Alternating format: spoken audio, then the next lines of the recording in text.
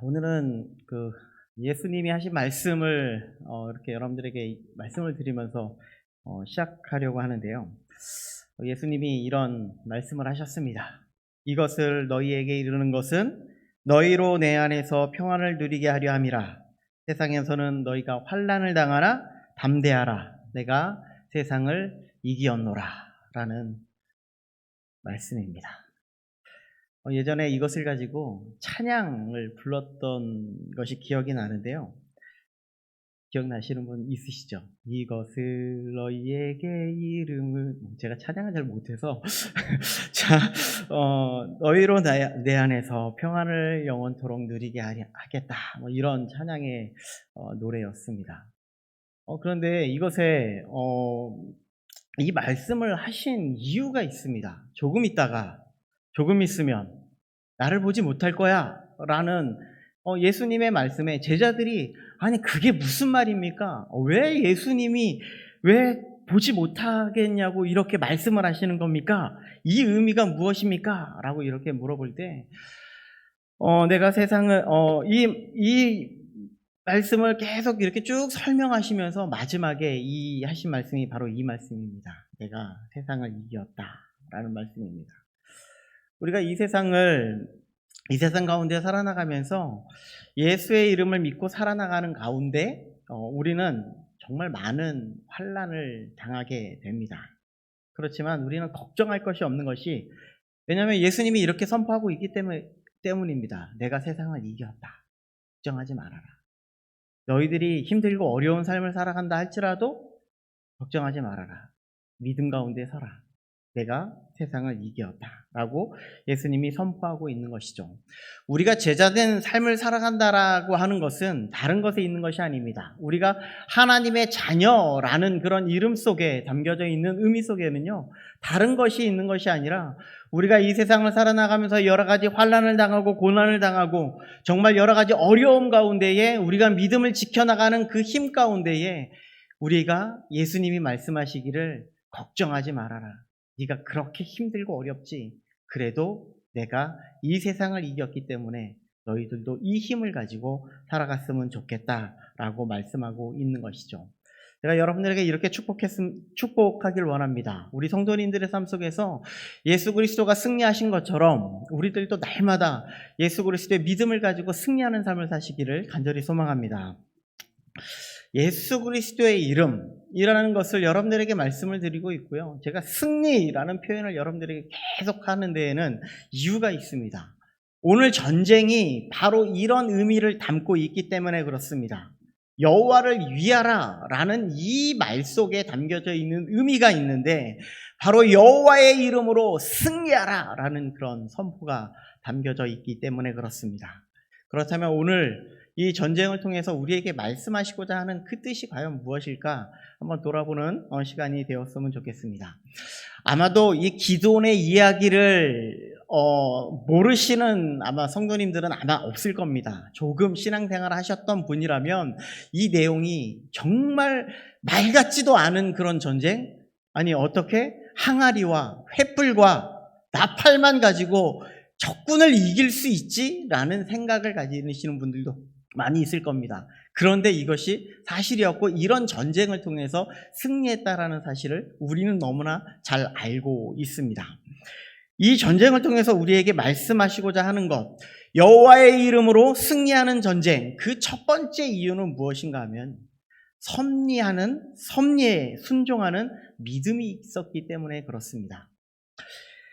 오늘 말씀을 살펴보기에 앞서 우리는 기드온이 하나님의 말씀을 먼저 하나님 앞에 들었습니다. 하나님 앞에 사명을 받았습니다. 하나님의 뜻을 받았고 그것을 어떻게 해야 될까? 아마 여러 가지로 많이 생각을 가지고 있었겠죠. 나는 작은 자입니다. 내가 어떻게 할 수 있겠습니까? 라는 여러 가지 생각도 가지고 있었고요.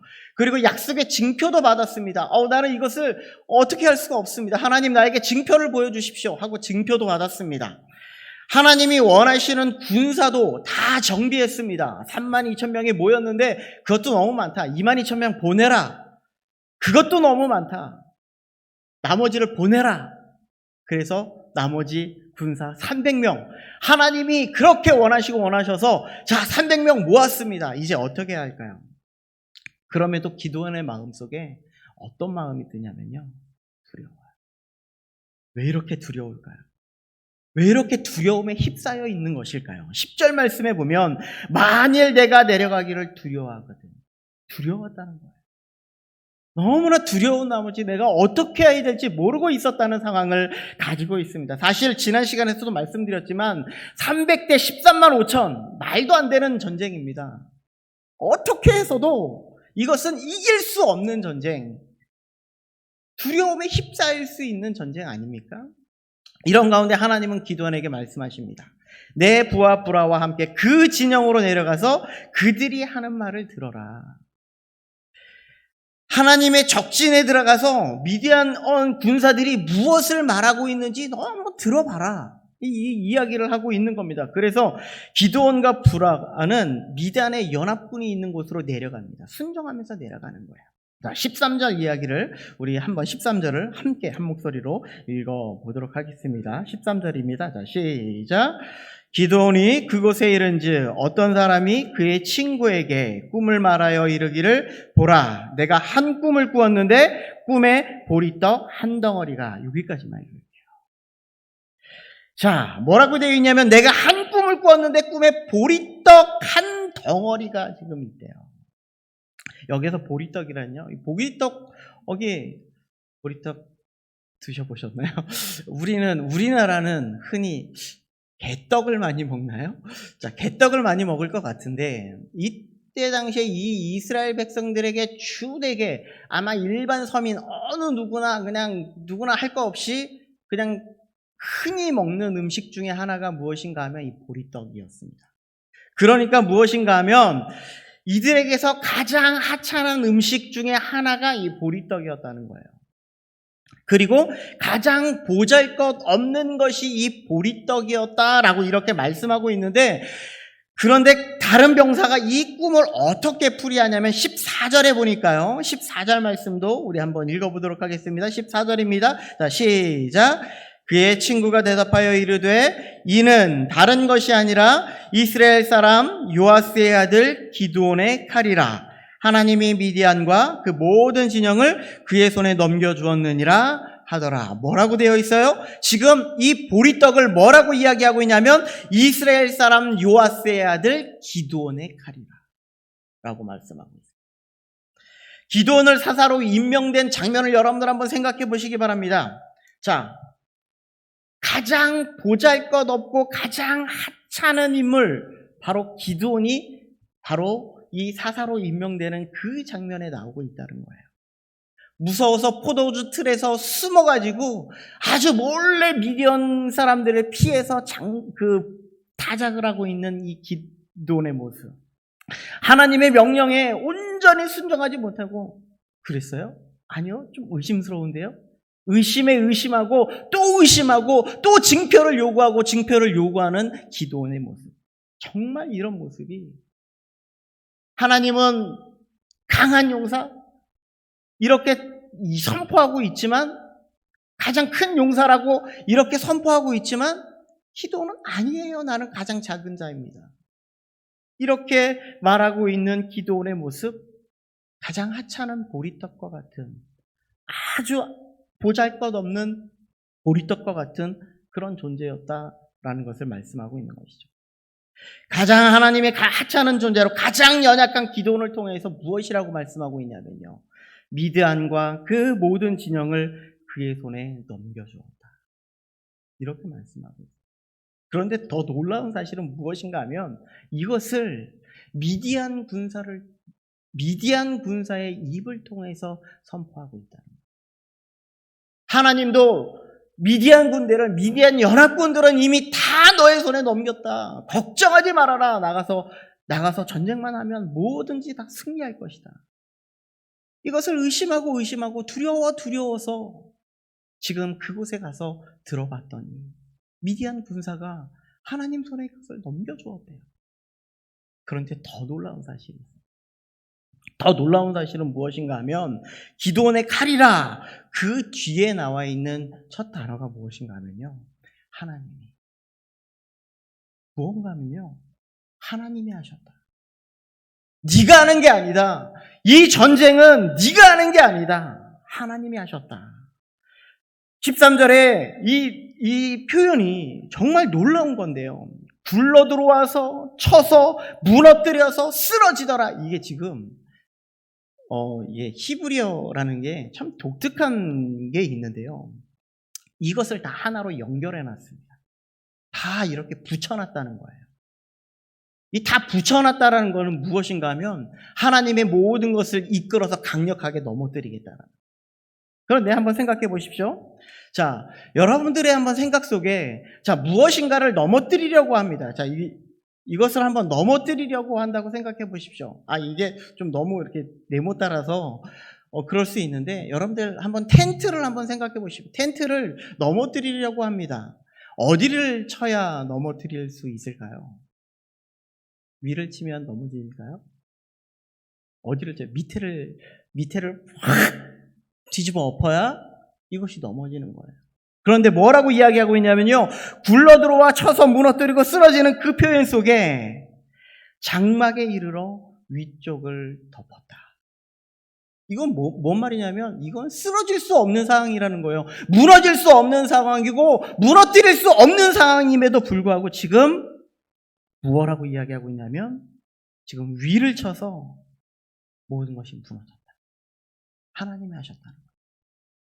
하나님이 우리가 이해될 수 없는 상황임에도 불구하고 이 모든 것을 다 뒤집어 엎었다라는 것을 말씀합니다.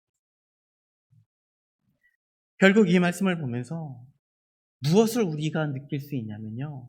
전쟁은 하나님께 속했습니다. 이 전쟁은 하나님께 속해 있습니다. 곧 이것이 하나님의 뜻입니다. 이것이 곧 하나님의 이끄심입니다. 라는 것을 말씀해 주고 있다라는 겁니다. 전혀 이길 수 없는 상황임에도 불구하고 하나님이 하시면 승리하겠다. 이것을 말씀하고 있는 것이고요. 우리는 이것을 가리켜서 우리는 이것을 신학적 용어로 말해서 섭리라는 표현을 사용하고 있습니다. 섭리를 조금 더 우리는 살펴볼까요? 섭리란 하나님이 보존하시고 다스리신다라는 의미를 가지고 있습니다.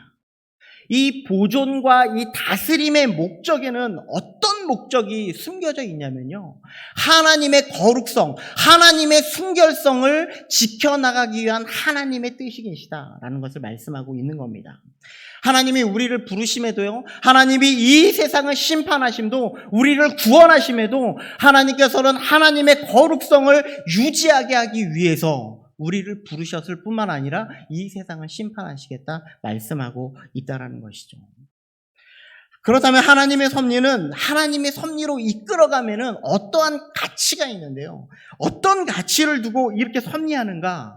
그냥 막 하나님께서 그냥 이 세상이 흘러가는 대로 그냥 이끌어가시는 그런 하나님이 아니라 우리가 너무나 잘 알고 있는 합력하여 선을 이루어가는 그런 목적을 가지고 있다는 겁니다.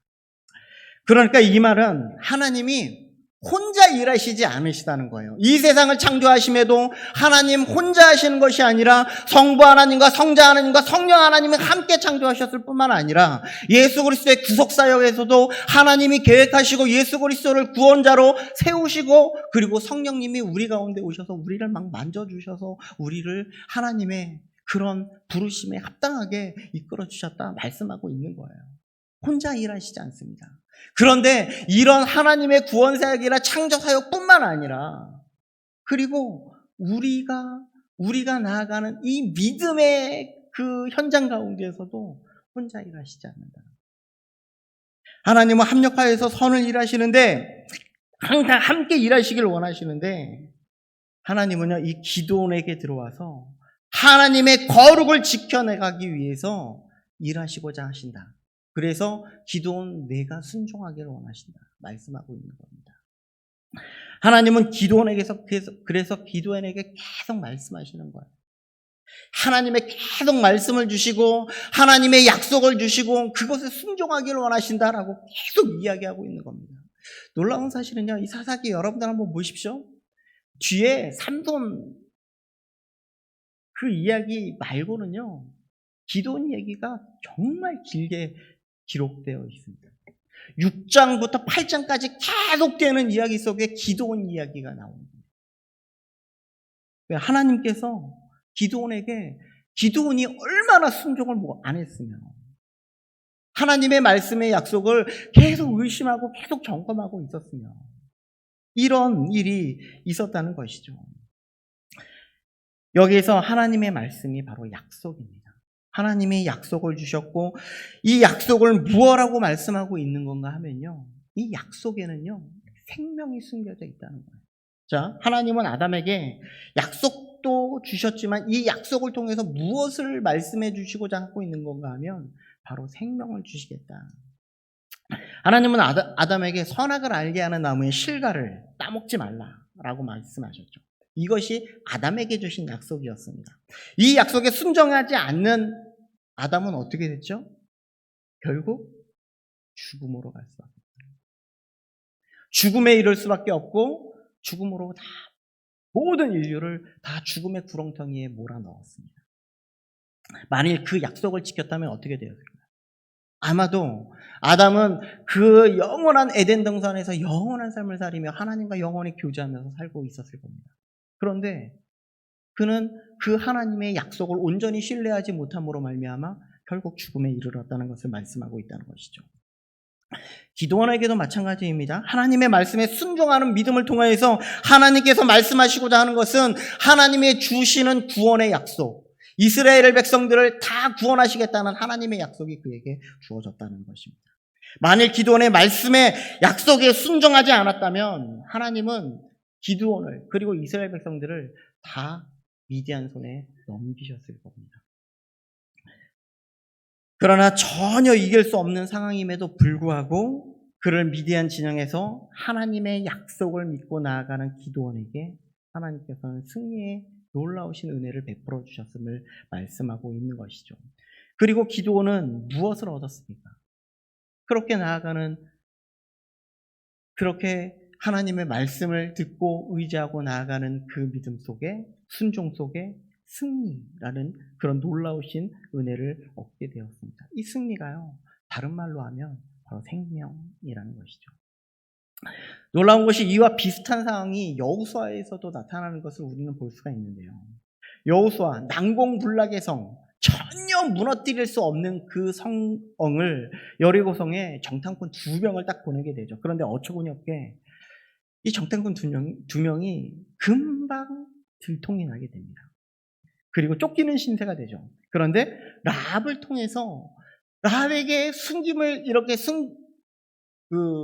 숨겨주잖아요. 라합을 통해서 놀라운 이야기를 듣는데 여호수아서 2장 9절에 보니까 이렇게 말합니다.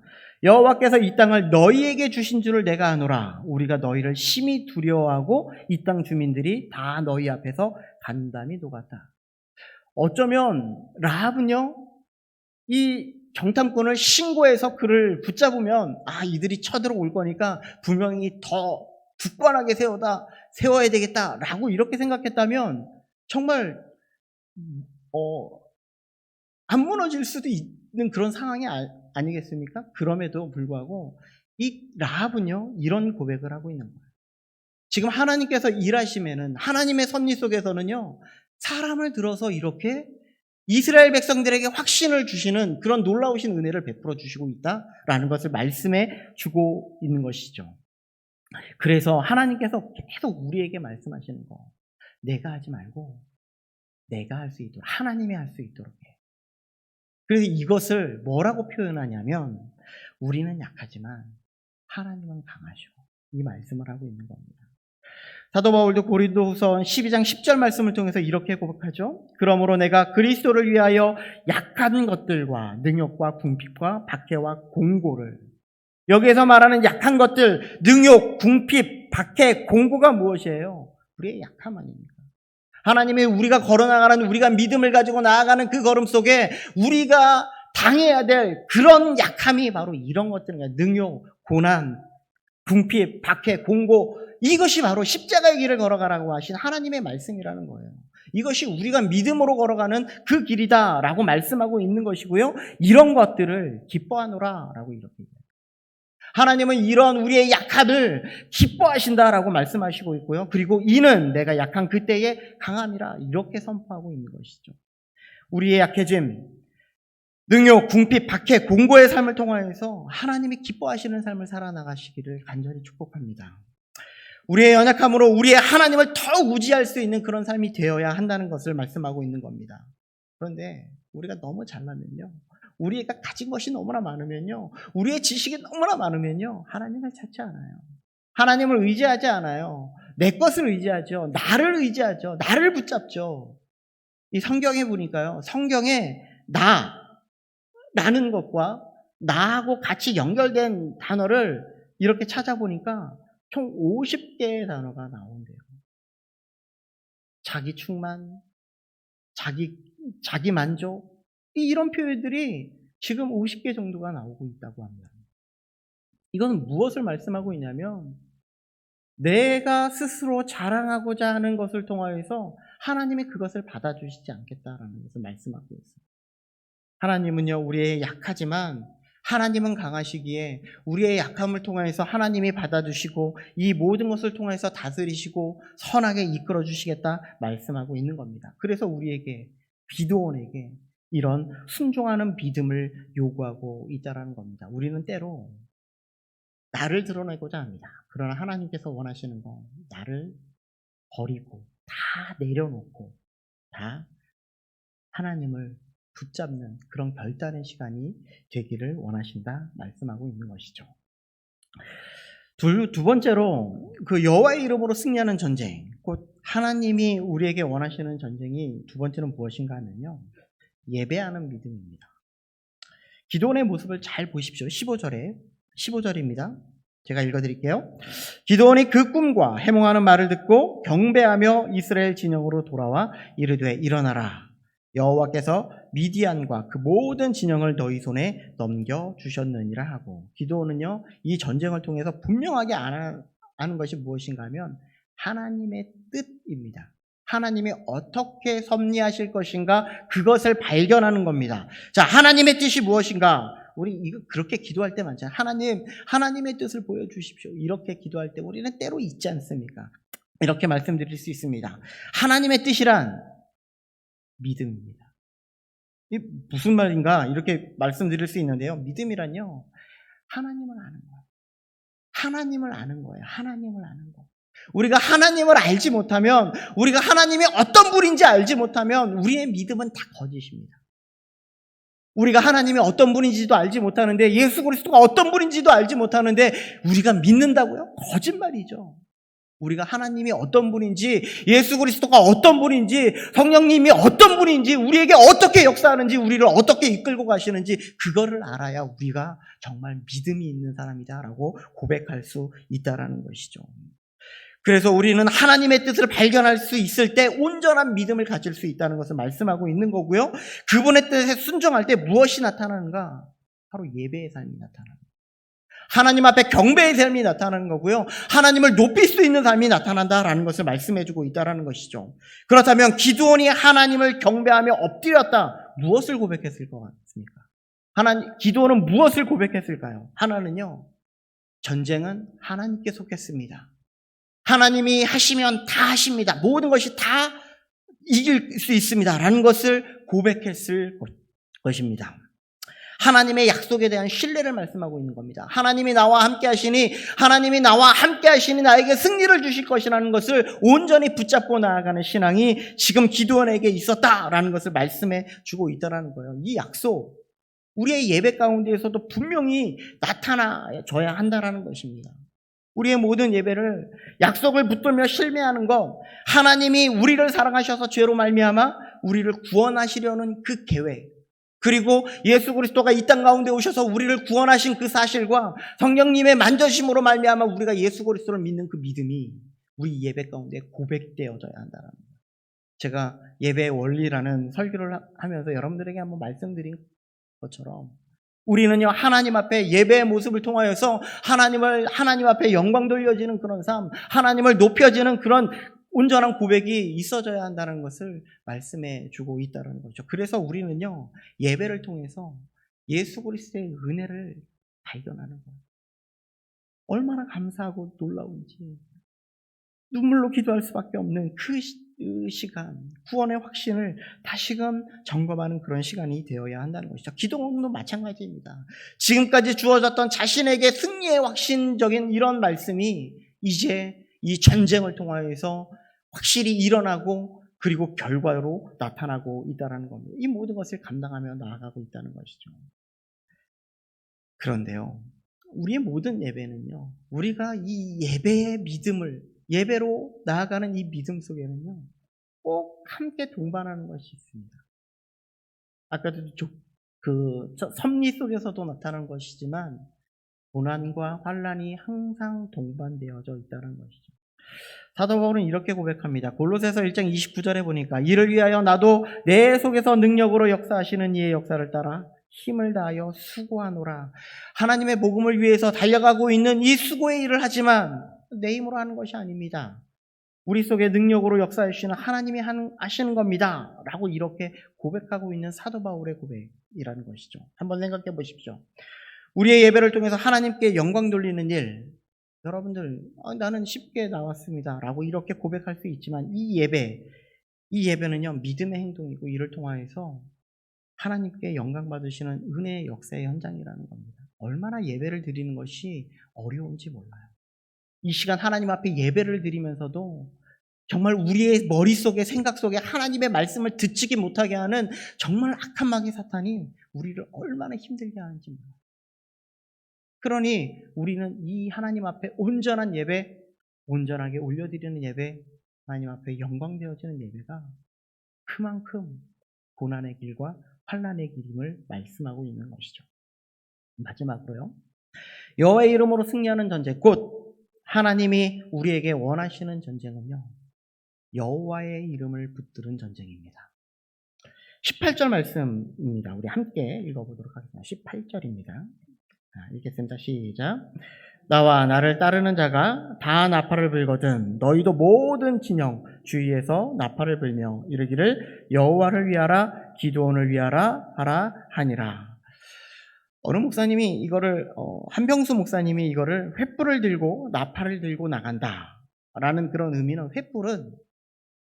횃불이라는 것은 조명 속에서라는 의미고 나팔이라는 것은 확성기를 들고 외쳐야 할 이름, 여호와 이름이라고 이렇게 말하였습니다. 여호와의 이름 자체가 이스라엘에게 승리를 가져다주는 그런 최고의 병기임을 지금 말씀하고 있는 겁니다.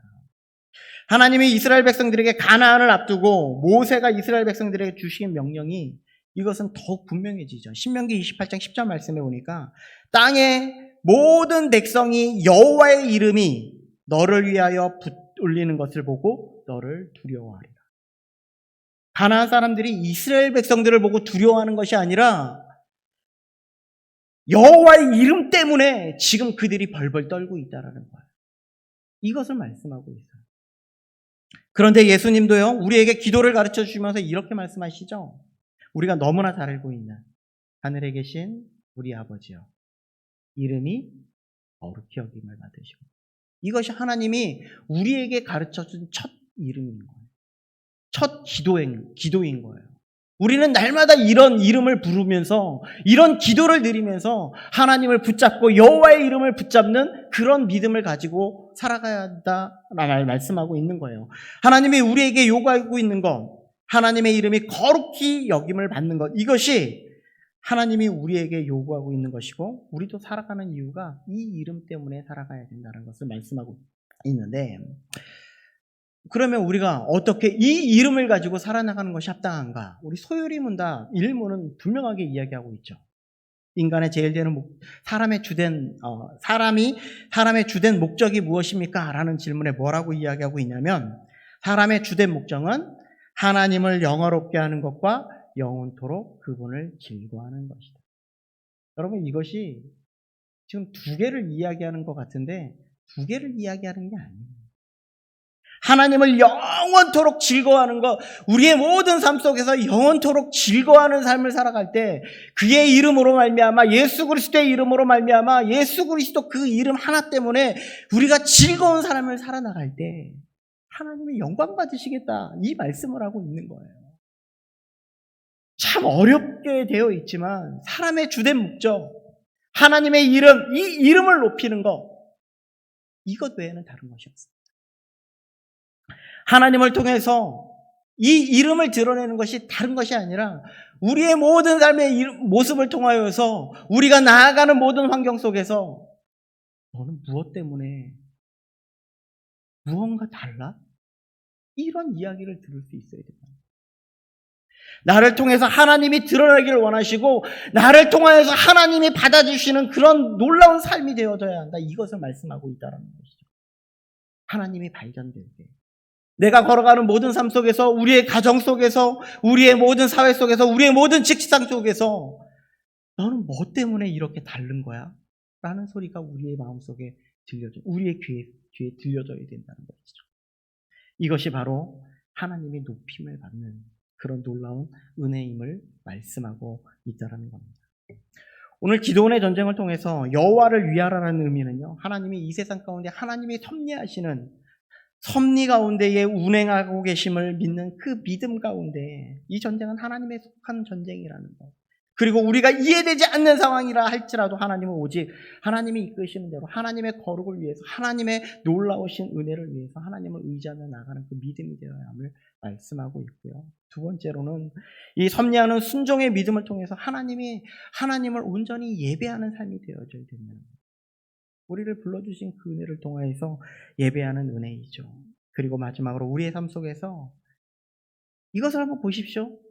이것이 처음에 우리를 하나님이 구원해 주셨고, 그리고 하나님 앞에 예배드리는 우리의 삶과, 그리고 우리가 나아가는 모든 삶 속에, 우리가 걸어가는 삶 속에 예수 그리스도의 이름만, 하나님께 영광 돌리는 삶만 되어져야 함을 말씀하고 있다는 겁니다. 다윗의 모습, 골리앗과의 전쟁을 통하여서 전혀 이해가 안 되죠. 그런데 하나님께서 말씀하는 것은 이 전쟁을 통하여서 하나님이 찬양받으시고 하나님이 예배받으신다는 놀라우신 의미가 담겨져 있음을 우리는 알아야 된다는 것이죠. 그 전쟁과 오늘 기도원의 전쟁이 동일하게 나타나는 하나님의 역사임을 우리들이 기억하고 우리의 모습 속에서도 순종과 예배와 영광 올려드리는 놀라우신 은혜가 넘치기를 주님의 이름으로 축복드립니다.